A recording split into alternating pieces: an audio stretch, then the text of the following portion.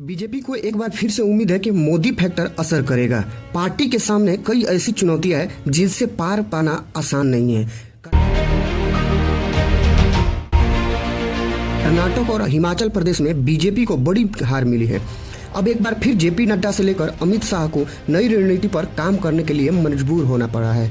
क्योंकि कांग्रेस जो है राजस्थान, मध्य प्रदेश और लोकसभा चुनाव के लिए बहुत ही उत्साहित है, और क्योंकि हिमाचल प्रदेश और कर्नाटक जैसे अहम राज्यों में पार्टी ने सरकार बना ली है। कांग्रेस का आत्मविश्वास इतना बढ़ गया है कि बीजेपी के वोट बैंक को प्रभावित करने के लिए अपना रणनीति तैयार कर लिया है। इस रणनीति में राजस्थान, मध्य प्रदेश, छत्तीसगढ़, तेलंगाना और मिजोरम में साल के अंत तक चुनाव होने वाले हैं। इन 5 राज्यों में से 2 पर बीजेपी और 2 पर कांग्रेस है और 1 पर चंद्रशेखर राव का सरकार है। लेकिन बीजेपी के लिए क्या है चुनावी मुद्दे?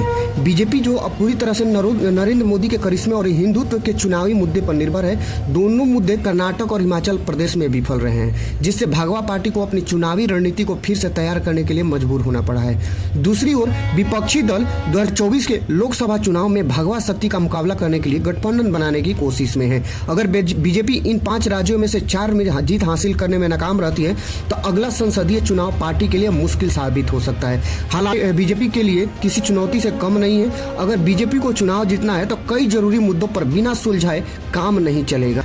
इसमें आम आदमी पार्टी और कांग्रेस जैसे विपक्षी दलों ने तरह तरह की मुफ्त योजनाएं का ऐलान कर दिया है। बीजेपी की कल्याणकारी राजनीति इस पर कमजोर पड़ जाती है।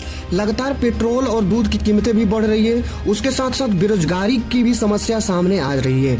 बार बार जो चेहरा बीजेपी बदल रही है, ये भी कहीं ना कहीं घाटे का सौदा हो जा रही है। बीजेपी को सिर्फ मोदी फैक्टर के भरोसे ही जीत हासिल नहीं की जा सकती है। बीजेपी को जमीनी स्तर पर अपने संगठन को एक बार फिर से मजबूत करना होगा, नई योजनाएं लानी होगी। सिर्फ मोदी मैजिक के भरोसे 2024 का लोकसभा चुनाव और 2023 के विधानसभा चुनावों को जीत लेना इतना भी आसान नहीं होगा।